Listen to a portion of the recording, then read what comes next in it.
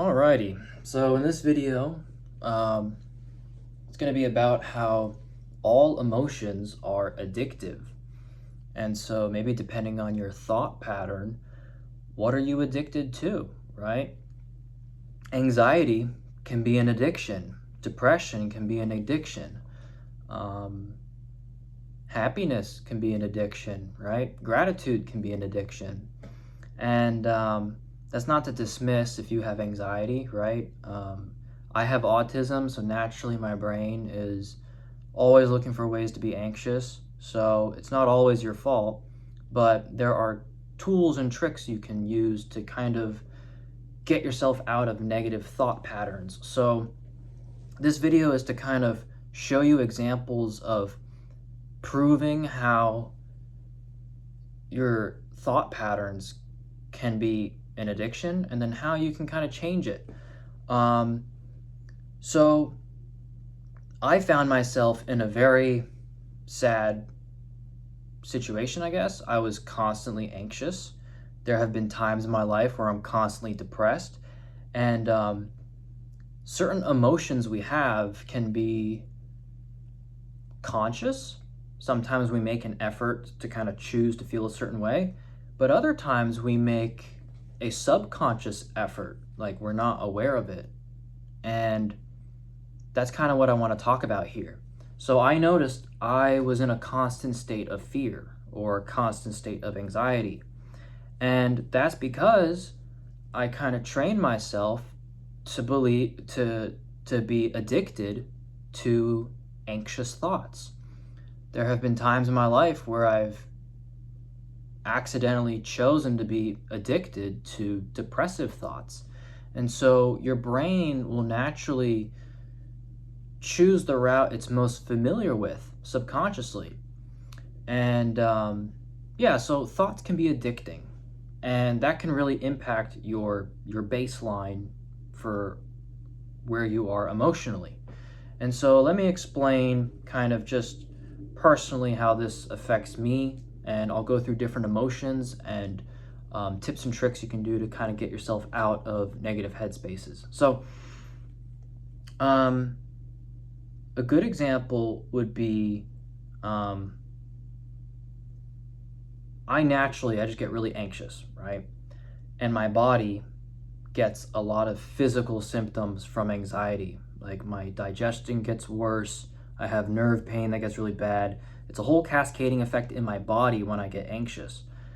Um, so why would I choose to be anxious? Just don't be anxious, right? If it really affects my body. But that can happen because maybe I have a lot of anxious thoughts that are addictive to think about. And the solution to this is you want to retrain your brain to think different thoughts. And by doing this, it's hard at first and it feels unnatural, but eventually the new thoughts you have will become the new addiction. So I was in a mental state where I was constantly thinking very negative thoughts, and I was always anxious, always scared, always fearful. And that's because I was thinking thoughts that were addictive that made me in that state. And I decided to consciously change how I thought and viewed situations. And it felt weird. It was awkward. Sometimes it felt like I was lying to myself to believe and just think happy thoughts, right?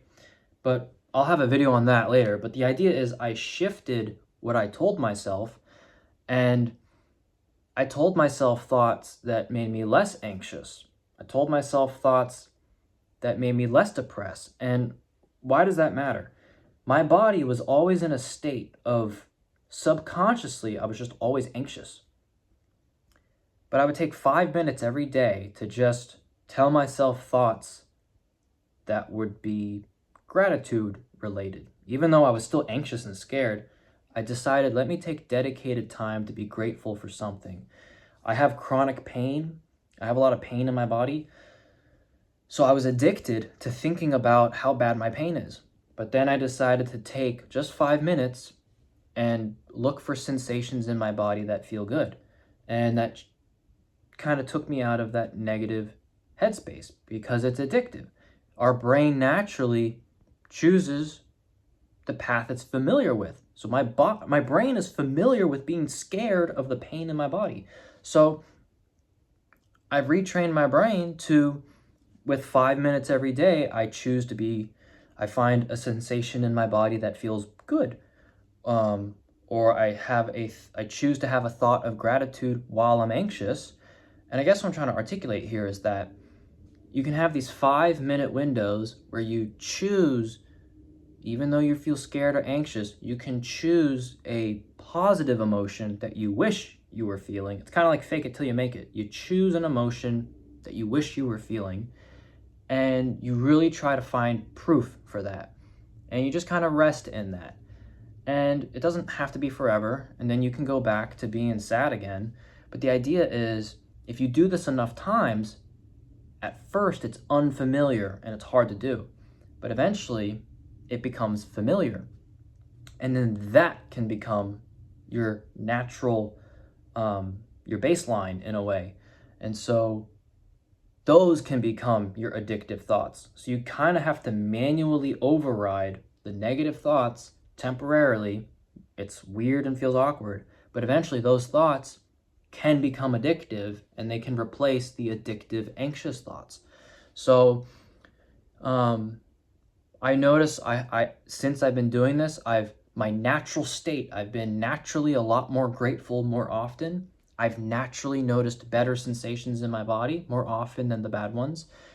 That doesn't mean that there are, moments where I'm just not anxious. That happens every day. I still get anxious. But yeah, if you just have the mindset and you realize a lot of emotions are addictive, you can kind of retrain your brain to have a different baseline. And an example I want to give, this is going to be very odd. Will be a real personal example with a weird emotion. I have a lot of physical pain in my body, and when I get anxious or scared, all those symptoms get way worse, and they can ruin my day and handicap me. So my mind has a very powerful effect on my body, and it's not always pleasant because my mind is always addicted to thinking negative thoughts, and there's a lot of good reason for that.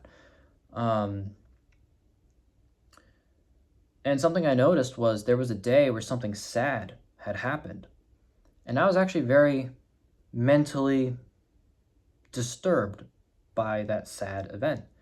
But I noticed that the physical sensation of sadness in my body was actually better than the constant state of anxiety that I was in. I was always anxious and always scared.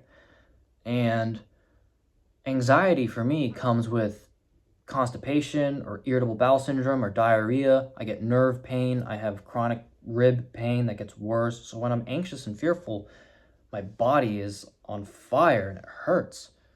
So when I was sad, I realized mentally I'm not feeling good, but the symptoms in my body were less than when I'm usually anxious. And if anxiety is my baseline, I just realized I kind of like being sad because I'm less focused on my body. It kind of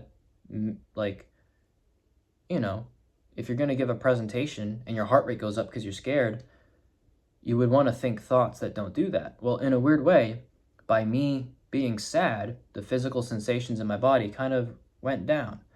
But being sad is not a good emotion. Like, you don't want to be sad all the time. But for me, being sad was better than being anxious, because being anxious meant I stopped digesting food. So I would kind of choose to be sad because I didn't know how to handle my emotions. Because I didn't want to feel the physical sensations that were bad in my body. And I would make a conscious effort. I'm going to choose to be sad instead of anxious. And it was actually kind of peaceful. And I would have to choose that. And then a few days went by, and I didn't really think much of it, and I was constantly sad. And I was like, why am I sad? And it's because I had gone 3 days of making a conscious choice to think thoughts that made me sad. And so I subconsciously went from a manual state of me out of pain relief, my physical symptoms in my body. I just know like my pain in my body was better when I was sad. Because a bunch of times in a row I chose to be sad, that became something my brain was addicted to, and then subconsciously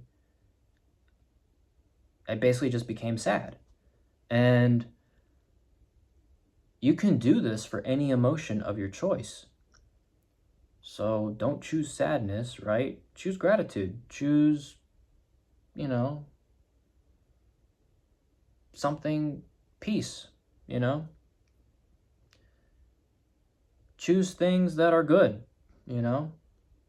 That's kind of the message of this video, is to just recognize that if we're in a constant state of something that's negative, that can sometimes come from a previous era in life where we chose to think of something that made us anxious constantly, and then that became our baseline, and that's what we live life out of. When we wake up out of bed, that's our baseline, because we've gone so long choosing to think about things that are not good for us.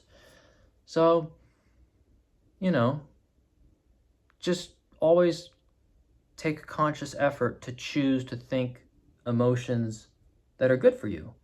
And you'll notice that they can become your new baseline. And it might feel awkward at first. But yeah, the human brain is very powerful. Now, I do just want to have a disclosure that I have autism. My brain is literally wired differently than what's within the range of normal. But that doesn't mean that my brain is like an alien brain. All I'm saying is that what works for me might not work for you, but you know, it can be powerful. The mind-body connection is real for everyone, I believe. So it's very real for me. So just sharing that. I know it's a weird example, but yeah, hopefully this helps someone maybe retrain their brain or perspective on things. So peace.